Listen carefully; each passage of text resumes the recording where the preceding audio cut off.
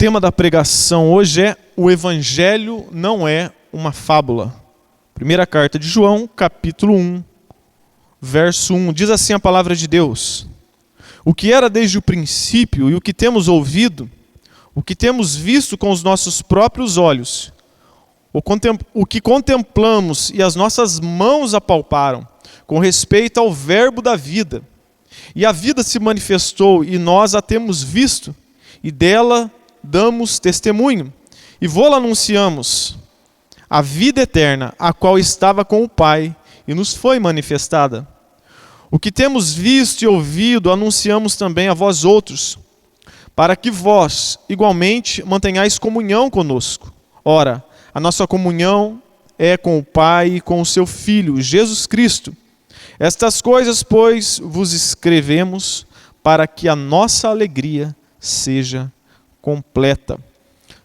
Então, para nós entendermos melhor a carta de João, eu vou falar algumas informações a respeito de quem é João e em que contexto essa carta foi escrita. Então, tenha paciência, No início a gente vai ter bastante informação para então aprofundarmos no conteúdo da carta.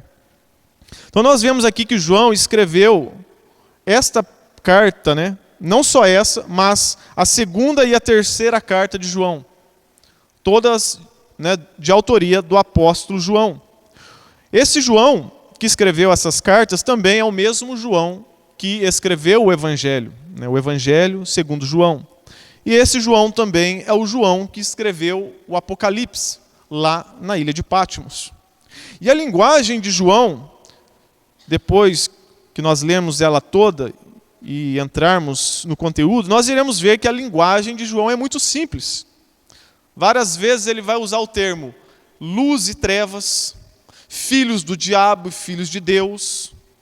Ele vai usar palavras de fácil compreensão. Ele traz verdades profundas, mas de uma maneira muito simples. E muitos pastores até recomendam para os novos convertidos a primeira carta de João. Então, para entendermos o contexto da epístola, precisamos saber quem é o autor dela. Diferentemente, 1 João não tem nenhuma saudação. Como nós já vimos em Filipenses, Paulo ele se apresenta. Eu, Paulo, Timóteo, servos, escravos de Cristo. Aqui, o autor não se apresenta, ele já vai direto para o conteúdo. E João, ele foi uma testemunha ocular. E o autor aqui, ele não é identificado, ele não se identifica. Mas, segundo os estudiosos, aqueles que examinam as Escrituras, eles têm a certeza de que é o apóstolo João. E para isso temos algumas evidências externas. Por quê? Porque os pais da igreja, a tradição cristã e os estudiosos, sem sombra de dúvida, colocam esta carta como autoria de João.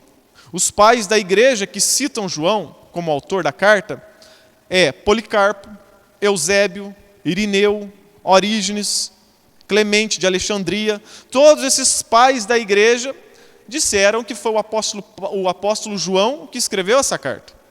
Nós temos também evidências internas. Aqui João, ele era o filho de Zebedeu e Salomé, que era irmã de Maria. E João também era irmão de Tiago. E os dois eram chamados de Boanerges. Boanerges significa filhos do trovão. Então, João, ele era irmão de Tiago. Não o Tiago que escreveu a carta de Tiago, mas são os filhos de Zebedeu e Salomé. Eles são aqueles que a mãe deles, Salomé foi até Jesus e disse: olha, coloca cada filho meu de um lado do Senhor, um à direita e um à esquerda no teu reino. Então esse é o João, filho de Tiago. E aqui, esse termo, Boanerges, filho do trovão, identifica o caráter, como João era. Porque hoje muitos chamam João do apóstolo amado, discípulo amado. Mas nós precisamos desconstruir a ideia de um João efeminado, como nós vemos nas pinturas medievais. até de Jesus Cristo, né? Você vê Jesus Cristo ali loiro, de olho azul, né? Um cara de coitado, afeminado, né? E muitos pensam que João também era assim. Mas não, aqui fica claro que ele era filho do trovão. Então, filhos do trovão desmistifica tudo isso. Porque aqui se refere ao caráter e ao temperamento de João. João, ele tinha um temperamento forte quando ele era mais jovem, quando ele estava andando com Jesus. Lá em Lucas 9, Jesus está pregando, está andando com os discípulos. Aí, João, ele chega diante de Jesus e fala: mestre, aqueles homens não estão aceitando a nossa pregação. Vamos orar para que Deus derrame fogo do céu e os consuma aqui agora. Então eles eram meio bravos, meio nervosinho. Então João, nós iremos ver que com o passar do tempo, ele muda isso. Ele tem uma nova forma de tratar as pessoas. Nós iremos ver muito João dizendo: meus filhinhos, né, tomem cuidado, meus amados, mostrando que o Evangelho é poder de Deus, que o Evangelho transforma as pessoas, e foi o que aconteceu na vida de João. João, quando era jovem, ele tinha um temperamento, mas com o passar do tempo, e conhecendo a Cristo e o Evangelho, isso transformou a vida de João, e ele agora é uma pessoa mais amorosa. Agora João, de idade avançada, ele é como um pai paterno, né, amoroso. Ele tem um tom paterno. Ele chama de filhinhos os seus irmãos. Filhinhos, não andeis nas trevas. Várias vezes ele usa esse termo. 1 João também foi escrito entre o ano 60 e 70 depois de Cristo, antes da destruição do templo de Jerusalém. João também foi o único apóstolo a acompanhar o julgamento e a crucificação de Jesus. Quando Jesus foi para a cruz, todos os abandonaram. E só o apóstolo João ficou ali aos pés da cruz. Você se lembra? Está lá, João e Maria. E aí Jesus vira para Maria e diz: mulher, eis aí o teu filho. Homem, eis aí a tua mãe. Né? E Jesus colocou a sua própria mãe Maria nas mãos e no cuidado do apóstolo João. Porque João estava ali, junto com ele até na cruz, né? E João era o discípulo amado porque João era aquele que era mais próximo de Jesus. A Bíblia diz que muitas vezes João reclinava, né, a sua cabeça no peito de Jesus. João foi aquele que soube quem seria o traidor. Foi o primeiro a saber, né? Jesus disse: aquele que eu molhar o pedaço de pão, né, que pega o pão comigo no prato, é esse que vai me trair. Aí João estava do lado dele, e João foi o primeiro, então, a saber. João também era o mais próximo, porque toda vez quando Jesus ia fazer um milagre, ele levava Pedro, Tiago e João. Ele foi lá na casa de Jairo, quando Jesus ressuscitou a menina. Ele também esteve lá no Monte da Transfiguração. Ele também esteve lá no jardim do Getsemane, quando Jesus estava ali em extrema agonia. E João, ele foi o último apóstolo a morrer. Ele ficou isolado um tempo na ilha de Patmos e ele recebeu a visão do Apocalipse. Repare, aquele que quer ficar mais perto de Jesus sempre vai ver mais o poder de Deus e vai ter mais revelação do Senhor na sua vida. Se você olha a vida de João, ele era aquele que sempre estava perto de Jesus. É aquele que viu coisas que os outros não viram. Para quem foi dado o livro do Apocalipse? Para o apóstolo João. Então, meu irmão, minha irmã, você que talvez vem todo culto, né? Você que participa de tudo na igreja, pode ter certeza, você vai ver muito mais de Deus na sua vida. Quanto mais você busca Deus, quanto mais você lê a palavra de Deus, quanto mais você ora, quanto mais você consagra a sua vida, pode ter certeza que você vai ver muito mais o poder de Deus na sua vida. Vai ver muito mais do que outras pessoas. Isso é fato. É o que aconteceu na vida de João. Ele viu coisas que muitos não viram. Os últimos anos da vida de João, supostamente, foi na cidade de Éfeso, ali na Ásia Menor. E ele pastoreava ali as igrejas naquela região da Ásia Menor. 1 João também não tem um destinatário, mas provavelmente essa carta foi endereçada a todas as igrejas da Ásia Menor. Por isso que chamamos ela de epístola geral. Então a carta de João, com certeza, rodou em todas as igrejas. Eles ouviam a mensagem através da carta e levavam para outra igreja. É chamado então de epístola geral. E agora então, qual que é o conteúdo da carta? A carta fala sobre a certeza da salvação, mas de forma geral ele está interessado em defender a doutrina que está sendo atacada por algumas heresias e que está surgindo alguns grupos facciosos dentro da igreja. Lá na frente João vai dizer, eles eram do nosso meio e saíram.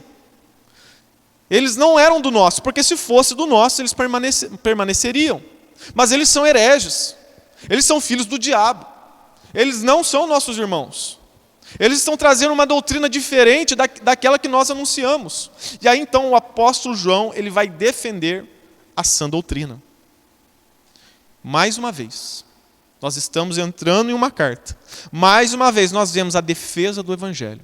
Nós estudamos, estamos terminando a carta aos Filipenses aos domingos. E lá você vê Paulo também defendendo a sã doutrina, com a doutrina correta. Então essa história que muitos dizem, vamos pregar o amor, pare de julgar, vamos pregar o amor, prega o evangelho. Pregar o evangelho é você mostrar a doutrina correta, é você confrontar os hereges. Para quê?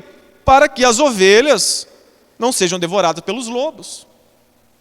Então se você vê o serviço dos apóstolos, foram sempre isso. Pregar o evangelho, defender a sã doutrina, orar e várias coisas. E entre elas estava a defesa do evangelho. Todas as cartas sempre têm a defesa do evangelho. Então nós precisamos a todo momento estar aprendendo a doutrina de Cristo para confrontar o falso ensino. E como que João faz? Mostrando a doutrina verdadeira. Verdades básicas que precisamos sempre recordar. Mas também João, ele vai proporcionar nessa carta alegria e a certeza da salvação dos leitores. A mensagem do evangelho, então, é proclamada pelos apóstolos. E 1 João é extremamente atual. Um livro escrito, aproximadamente aí 2000 anos, mas é extremamente atual. Porque a Bíblia, como já disse um grande pregador, que a Bíblia é mais atual do que o jornal de amanhã. E hoje diversas heresias têm surgido. E você vê várias igrejas com placas de denominações cristãs, mas com uma origem herética. De pessoas que eram do meio da igreja e saíram, mas não são de Deus. Por isso que você vê hoje, a cada dia, abre uma igreja. O camarada estava agora na vida louca. Aí ele vem para a igreja. Não conhece nada de Bíblia, mas ele sabe se expressar um pouquinho melhor que os outros. Daqui a pouco está lá, virou pastor, virou pregador. Aí ele começa a arrebatar uma multidão. Daqui a pouco ele abre uma igreja para ele. Aí a gente vê as heresias se espalhando a cada dia. Aí você vê Batista do Reteté, Presbiteriana do Fogo. Aí você vê um monte de coisa a cada dia surgindo, cada loucura, por conta das heresias. Muitas pessoas dizem, política e religião não se discute. Isso não está na Bíblia. Você vai ver que nas cartas há sempre a discussão, sim, sobre religião e também nós devemos discutir sobre política. Por que que o mal prospera? Porque os bons ficam calados. Por que que hoje está essa baderna? Por quê? Porque os atuais, nem podemos dizer de chamá-los de pastores, são covardes, são omissos, não pregam a sã doutrina, não confrontam os hereges. Como disse João Calvino, um pastor bíblico, ele tem que ter duas vozes. Uma para chamar as ovelhas e a outra para expulsar os bodes, para confrontar o lobo. E era isso que João fazia. João, apesar de ser o apóstolo do amor, o discípulo amado, ele não era covarde. Ele combatia o falso ensino. Ele defendia a sã doutrina.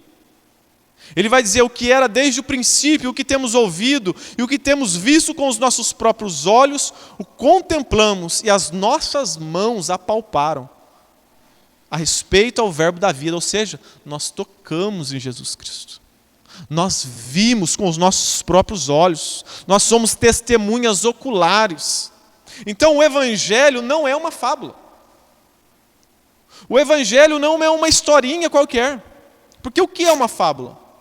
Por exemplo, existe a fábula da formiga e a cigarra, a tartaruga e a lebre, o lobo e as ovelhas, a raposa e as uvas.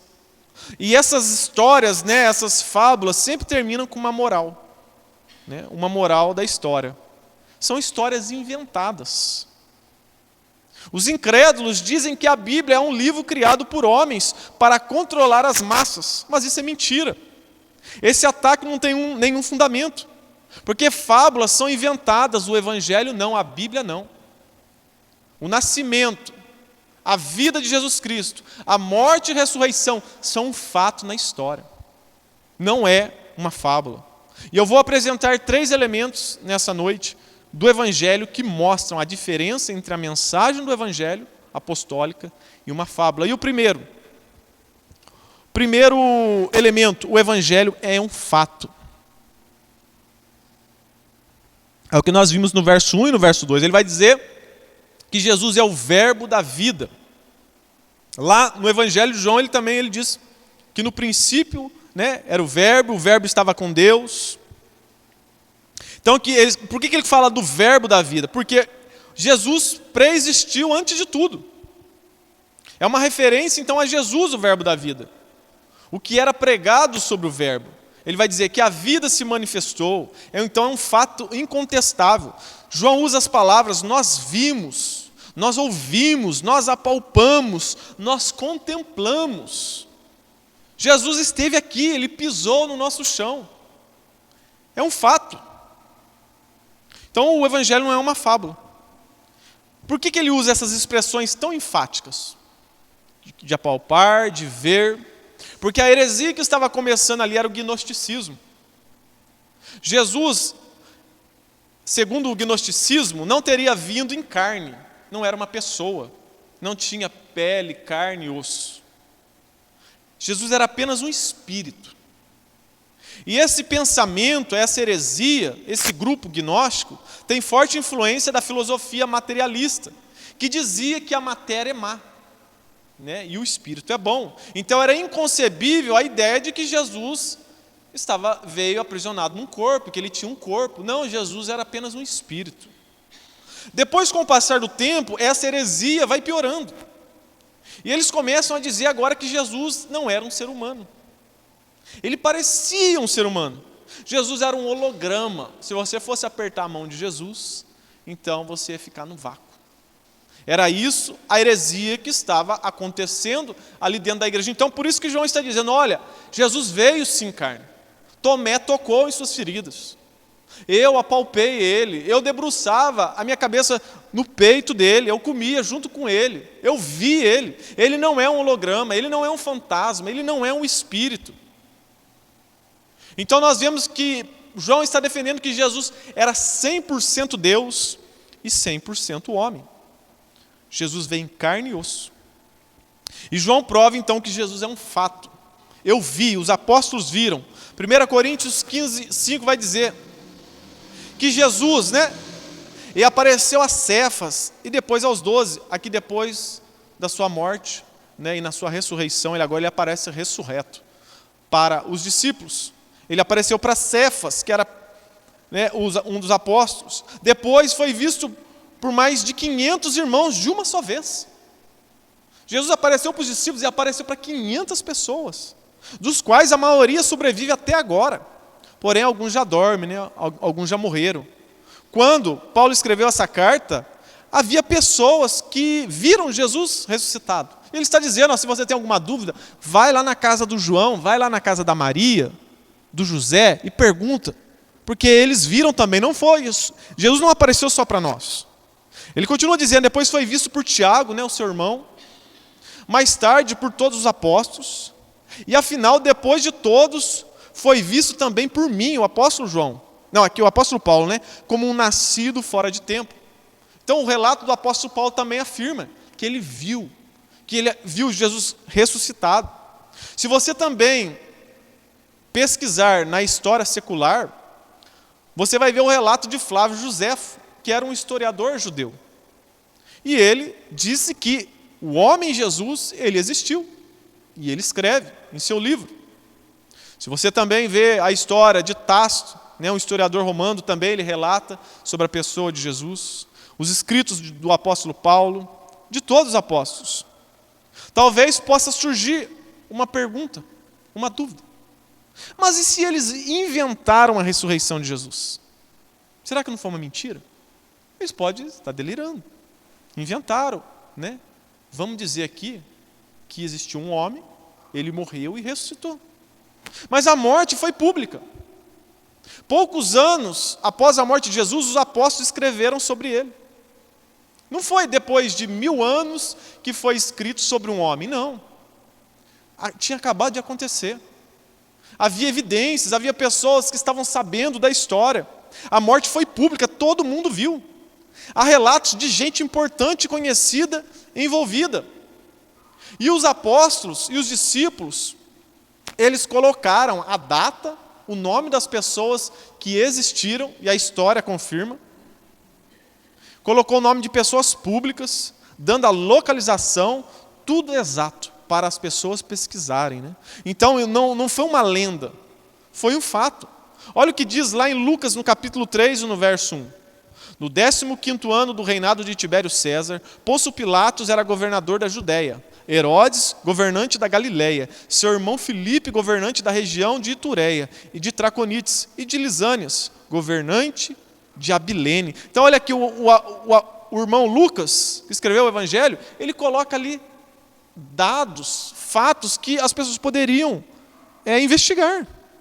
Não tem como você, por exemplo, hoje dizer, olha, na terça-feira, no mês de março, tinha um homem que ficava ali na igreja e entrava ali, né, um cadeirante, e toda vez que entrava ele curava, ele subia a parede, ele voava.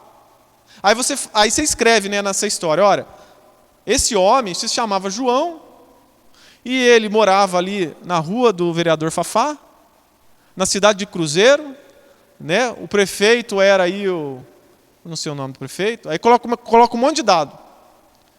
E aí, daqui a 5 anos, todo mundo lê essa carta. Aí é só você vir nos vizinhos e perguntar. Não, mas esse homem nunca existiu, pô. O cara voava a parede? Não.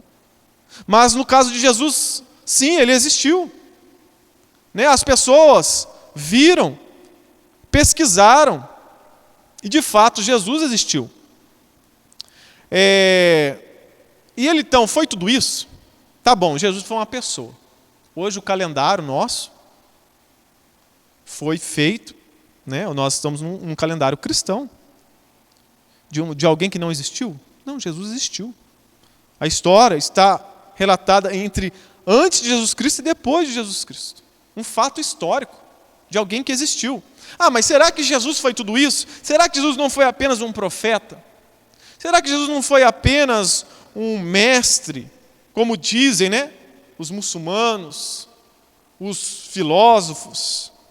Não, nós vemos o relato dos apóstolos dizendo que nele não tinha nenhuma falha. Pedro andou 3 anos com Jesus Cristo e ele disse que Jesus não pecou nenhuma vez. Poderiam dizer, mas foi uma histeria coletiva em lugares diferentes, por um monte de gente vendo. Ele não apareceu só para um, como acontece com o Maomé, né? Ele disse que um anjo apareceu para ele, não tem testemunho nenhum, e o anjo falou algo para ele, ninguém pode questionar.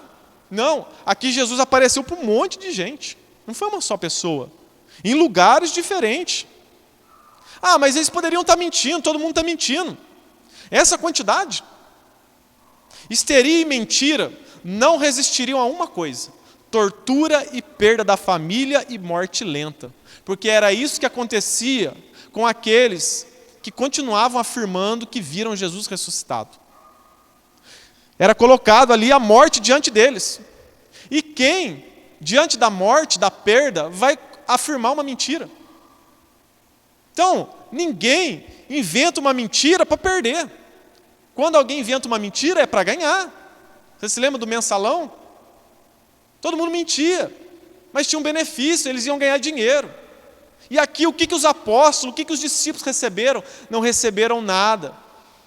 Eles receberam a vida eterna, mas eles perderam tudo aqui. Perderam dinheiro, perderam família, foram torturados. Por quê? Porque eles disseram, ó, não tem como. Jesus é a verdade. Jesus é Deus. Eu vi Ele ressuscitado. Não tem como eu negar esse fato.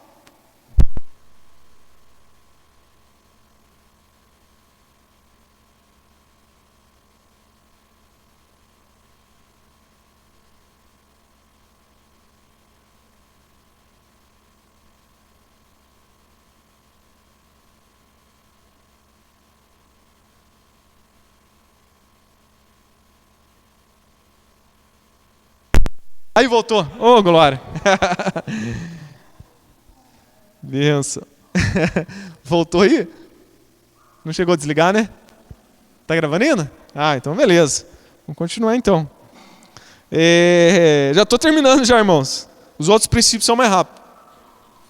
Então, a mentira, ela não resiste à tortura e à perda. Quem mente, mente para ganhar algo. E aqui, João ele está dizendo, ó, o que era desde o princípio, e o que temos ouvido, o que temos visto, os nossos próprios olhos, foi contemplado e as nossas mãos apalparam a respeito do verbo da vida. Ele está dizendo, aquilo que nós pregamos desde o princípio, que vocês receberam, não mudou. O evangelho não mudou. Esses homens estão trazendo uma nova doutrina, de que Jesus não veio em carne. Isso é mentira, isso é maldito, é anátema. O evangelho não muda. Fatos não mudam. O holocausto não aconteceu, foi um fato, não muda. Então o evangelho não muda. A vinda de Jesus em carne e osso não muda. Não sigam esses homens que estão deturpando o evangelho. Então, a mensagem do evangelho passou pelos apóstolos, pelos pais da igreja, pela era medieval, pelos reformadores, pelos cristãos dos séculos passados e chegou até nós de forma intacta. Jesus Cristo foi manifestado, o verbo da vida trouxe salvação. A história então é feita de fatos, por mais que as pessoas se incomodem. 2 Pedro 1,16, porque não vos demos a conhecer o poder e a vinda do nosso Senhor Jesus Cristo, seguindo fábulas engenhosamente inventadas, mas nós mesmos fomos testemunhas oculares da sua majestade. Então, o testemunho dos apóstolos é verídico, eles perderam tudo. O testemunho deles tem sangue derramado. Então, a vinda de Jesus Cristo, a morte e a ressurreição é um fato, não é uma fábula. Em segundo lugar, o evangelho traz comunhão com Deus, é o que ele diz no verso 3. O que temos visto e ouvido, anunciamos também a vós outros, para que vós igualmente mantenhais comunhão conosco. Quando lemos comunhão, pensamos em uma realidade social. Mas João aqui está pensando em uma realidade espiritual. Por quê? Porque o homem, por conta do pecado, ele está destituído da glória de Deus. O salário do pecado é a morte. Quando Adão pecou, ele morreu primeiro espiritualmente. Foi condenado ao inferno, a condenação eterna. E isso passou para toda a humanidade. Então, nós estamos separados da glória de Deus. E aí o evangelho, Jesus Cristo, ele vem para restaurar essa inimizade com Deus e nos trazer comunhão com Deus. É isso que o apóstolo João está dizendo. Comunhão aqui, então, tem o sentido de salvação, de trazer novamente a nossa comunhão com Deus. Jesus Cristo veio ao mundo para morrer pelos nossos pecados, levando então a nossa culpa. João está falando que a mensagem do evangelho pregado desde o início tem um propósito: restaurar a comunhão com Deus através de Jesus Cristo. Hoje, em muitas igrejas, não é dito isso, né? Jesus não veio para restaurar o homem, a comunhão de Deus com o homem, não. Veio para te dar uma casa, te dá um casamento, te dá dinheiro, te dá fama, te dá riqueza. Deturpam a mensagem do Evangelho. Fazem do Evangelho uma fábula, uma mentira. E enganam muitas pessoas. Pois fábulas não reconciliam os homens com Deus. Esse conceito de comunhão estava nítido na cabeça de João.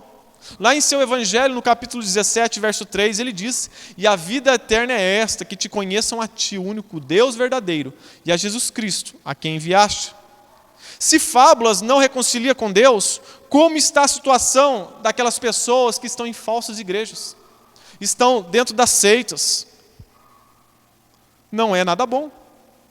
Pessoas que estão dentro das igrejas adventistas, que seguem as fábulas de Ellen White, uma falsa profeta, uma mulher mentirosa, que traz inúmeras loucuras e as pessoas seguem. Como está a situação das testemunhas de Jeová, que o seu mentor era Charles Taze Russell. Marcaram a vinda de Jesus várias vezes. Jesus não veio. E cada hora eles inventam uma história diferente. Eles negam a divindade de Jesus Cristo. Eles falam que Jesus não é o Deus Pai e que não tem a mesma natureza do Deus Pai. É um Deus menor. É um Deus criado. Eles estão deturpando o Evangelho. Os mormons também seguem uma fábula. O seu mentor, Joseph Smith, também diz que teve uma revelação, um novo livro, recebeu de um anjo caído.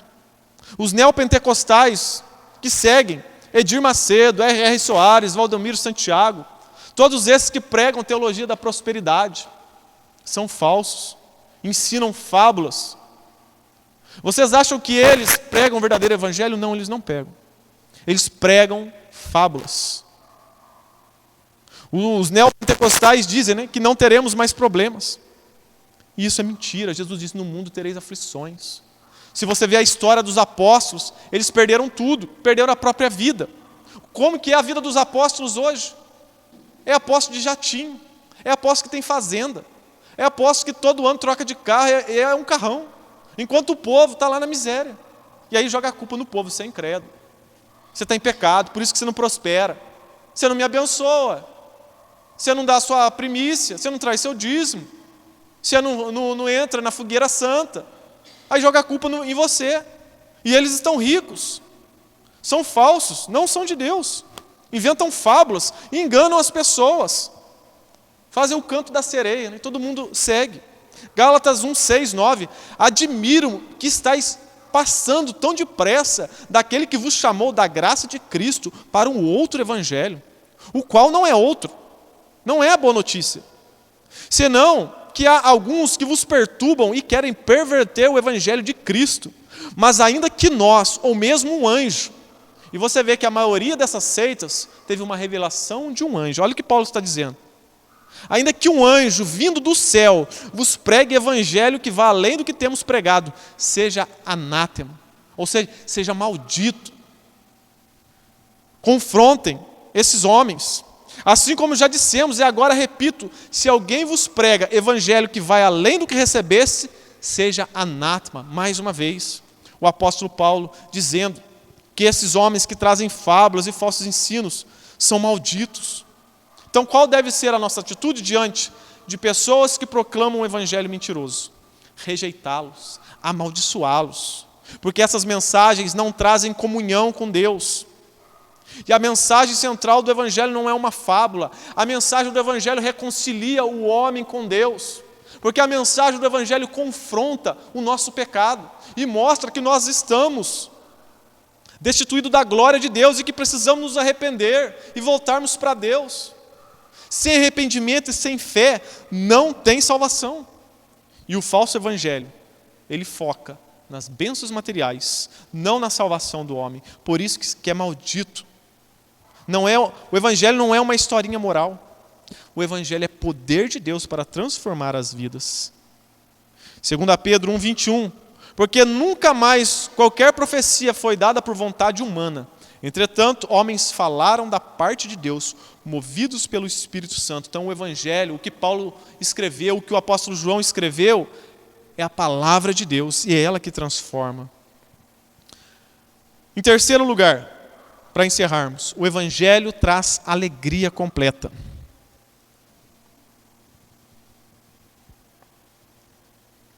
João deixa transparecer qual era o seu desejo em relação às suas ovelhas. Ele diz no verso 4, né? Estas coisas, pois, vos escrevemos para que a nossa alegria seja completa. Então a base dessa alegria é a comunhão com Deus. Quem não tem comunhão com Deus não pode ser alegre. Como nós já vimos no domingo, que a alegria longe de Cristo não existe. É uma falsa alegria. É uma alegria passageira. São momentos prazerosos, mas que no final vai terminar em tristeza e angústia e ansiedade. Pois a verdadeira alegria está numa pessoa, está em Jesus Cristo. E é isso que João quer mostrar para os irmãos. Porque imagine o contexto das igrejas do apóstolo João. Pessoas estavam pervertendo o evangelho no meio delas, proclamando mentiras. Então havia uma aflição no meio deles. Então João ele quer apagar essa aflição através do verdadeiro evangelho. E para que eles voltem para o verdadeiro evangelho e tenham alegria completa. João então fala da comunhão com Deus, da comunhão com os irmãos. A alegria está livre das circunstâncias. A alegria verdadeira, ela é independente das circunstâncias. Como o apóstolo Paulo vai dizer. Aprendi a viver contente em toda e qualquer circunstância. Sei estar batido, sei estar exaltado, aprendi a viver na escassez, na bonança. Tudo posso naquele que me fortalece. Eu posso passar por tristezas e angústias, perdas, mas eu tenho alegria em Deus, porque eu conheço a Cristo, eu sei em que eu tenho crido, e Ele vai fazer de tudo para que eu esteja no centro da vontade dEle. Quando adicionamos qualquer coisa ao Evangelho, as pessoas não conseguem ser alegres completamente. Aqui, então, João está querendo dizer, alegria é o Evangelho, é ter comunhão com Deus. Você não precisa de mais coisa para ser alegre. Você precisa apenas de Cristo, de Jesus, do Evangelho. João aqui está proclamando a comunhão com Deus, que a comunhão com Deus é a base da alegria. Você não precisa de nenhum mais elemento para ser alegre, para ter comunhão com Deus. João era o último dos apóstolos, idade avançada. Depois de tudo aquilo que ele viveu com Jesus, ele tinha nítido em sua mente que o contato que ele teve com Jesus transformou a vida dele. João sofreu na ilha de Pátmos, foi preso. E ele teve comunhão com Cristo, e era isso que ele queria que os seus filhinhos na fé também tivessem. Eu quero que vocês também tenham comunhão com Cristo. Assim como eu tive, eu quero também que vocês desfrutem desta comunhão maravilhosa, desta alegria. Uma fábula não deixa ninguém alegre. Às vezes pode até, no momento, você ficar alegre, mas depois a tristeza volta. Nós, com isso, não estamos dizendo que somos bobo alegre, né? Agora eu vou viver dando risada. Não. O cristão verdadeiro, ele desfruta de um relacionamento profundo com Deus, e apesar das circunstâncias, ele tem alegria, porque ele tem comunhão com Deus, ele tem Cristo, ele tem o Espírito Santo na vida dele, e o fruto do Espírito Santo é paz, alegria, bondade, longanimidade, benignidade, domínio próprio. Então, quando você tem Deus, ou tem o Espírito Santo na sua vida, isso vai evidenciar, isso vai brotar dentro de você essa alegria verdadeira. Os não crentes têm motivos para se desesperarem, porque eles não têm comunhão com Deus. E o resultado é ficar eternamente longe de Deus. Essa tristeza um dia vai aumentar. No dia que eles morrerem sem Cristo, irão para a condenação eterna, eles olharão para o seu passado e ficarão desesperados. Por quê? Porque eles receberam a graça de Deus em vida. Como alguém já disse, essa vida hoje é o céu para os incrédulos, porque eles desfrutam da misericórdia de Deus ainda. Eles desfrutam desse vento gostoso. Eles desfrutam do sabor das coisas. Eles desfrutam, da beleza da natureza. Então, o ímpio, enquanto aqui na terra, ele desfruta um pouco do céu. Mas um dia ele só verá a ira de Deus, não terá mais a misericórdia de Deus, a graça de Deus. Agora nós que somos crentes, não. Nós desfrutamos hoje aqui nessa terra um pouco do inferno. Por que nós sofremos? Aqui é um pouco do inferno. Mas um dia nós estaremos no gozo eterno, na alegria eterna. Já não haverá mais luto, nem dor, nem pranto. E será que teremos então essa alegria? Teremos. João 17,3: e a vida eterna é esta, que te conheçam a ti, o único Deus verdadeiro, e Jesus Cristo, a quem enviaste. Então, 1 João é muito atual. Ela mostra, logo no primeiro versículo, que o Evangelho é imutável. E havia então pessoas deturpando o Evangelho. E precisamos então rejeitar o falso Evangelho. Muitas vezes chega até nós como modinhas evangélicas, né? Você vê hoje as pessoas, para atrair gente dentro da igreja, aderem ao pragmatismo, né? Eles começam a visitar as igrejas, pesquisam na internet o que está dando certo. E aí eles trazem para dentro da igreja. Aí cada ano tem uma modinha, né? Aí tem ano que é fumacinha, aí tem ano que é dancinha, tem ano que é parede preta, aí tem agora essa modinha, né, de pôr plaquinha. Né? É ridículo, eu acho ridículo. Seja bem-vindo, né? Fica lá na frente lá. E cada hora é uma coisa. Cada hora inventa uma coisa, são modinhas. Mas o Evangelho não precisa disso, o Evangelho é poder de Deus. O Evangelho não precisa de uma ajudadinha. Né? Chega ao absurdo de um dia, um pastor, para chamar os jovens para a igreja, cheirou a Bíblia. Foi pregar vestido de chapolim colorado. Ou seja, o Evangelho para eles não é poder de Deus. O Evangelho precisa da ajuda do homem. Não, eu creio que o Evangelho é poder de Deus. Enquanto nós estamos pregando a palavra de Deus, os ensinamentos de Cristo, eu creio que nesse exato momento as nossas vidas estão sendo transformadas, porque o Evangelho transforma as nossas vidas. Foi isso que aconteceu no passado. Foi assim que as povos foram mudados. Cidades inteiras se converteram, porque o Evangelho é poder de Deus. Para encerrarmos então, uma prova incontestável que o Evangelho não é uma fábula. Uma fábula não muda a vida de ninguém. Só dá uma melhorinha. Mas o Evangelho, ele muda pessoas. Então, um dos piores problemas para os incrédulos, para os ateus, para aqueles que zombam da Bíblia, é que este livro muda vidas, transforma famílias, muda nações, porque o Evangelho é poder de Deus, é um fato hoje. Nós não vimos Cristo como o apóstolo João, nós não tocamos nele, mas nós somos uma testemunha viva hoje, porque nós temos visto o poder dele agindo nas nossas vidas, transformando o nosso ser. Nós vemos o poder do Evangelho a cada dia nas nossas vidas e trazendo comunhão, alegria, porque o Evangelho é poder de Deus. Vamos nos colocar de pé, vamos orar ao Senhor. Então o Evangelho não é uma fábula, o Evangelho é um fato. O Evangelho traz comunhão com Deus. E o Evangelho traz alegria na nossa vida. Era isso que o apóstolo João estava querendo nos mostrar nesses versículos. Então, cuidado hoje com as modas evangélicas. A mensagem do Evangelho é a mesma, desde o princípio, ela não muda. Por isso que nós somos reformados. Viemos da reforma protestante. Por quê? O verdadeiro evangelho foi deturpado pela Igreja Católica. Inventaram um monte de heresia. E aí os reformadores disseram, não, vamos voltar para o evangelho, puro e simples. Porque o evangelho é poder de Deus. O evangelho não precisa de modinhas evangélicas, de coisas novas, porque o evangelho é poder de Deus. Então por isso que nós somos reformados. Nós não estamos inventando algo novo. Ah, a sua igreja é diferente. Não, nós estamos seguindo os ensinamentos dos apóstolos. Somos fundamentados na doutrina dos apóstolos. Nós não temos a visão da nossa igreja. Não, nós temos a visão da Bíblia, a visão de Cristo, a visão dos apóstolos. Tudo que é diferente não vem de Cristo.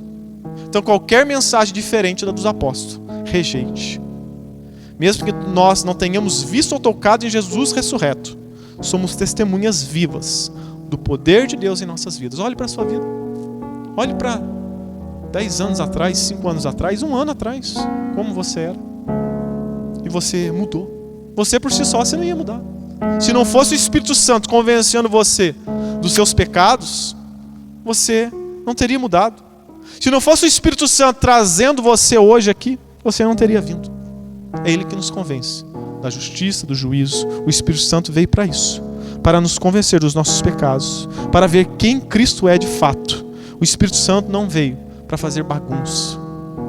Hoje eles deturpam também o que é o Espírito Santo dentro das igrejas. O Espírito Santo para eles é rodar, pular, cair, babar, falar uma língua que ninguém entende. Não. O Evangelho, ele muda nossas vidas. Ele nos faz parecer mais com Cristo Jesus. Ele nos faz, ser mudado de dentro para fora. E a cada dia sermos santificados. Por isso oremos ao Senhor.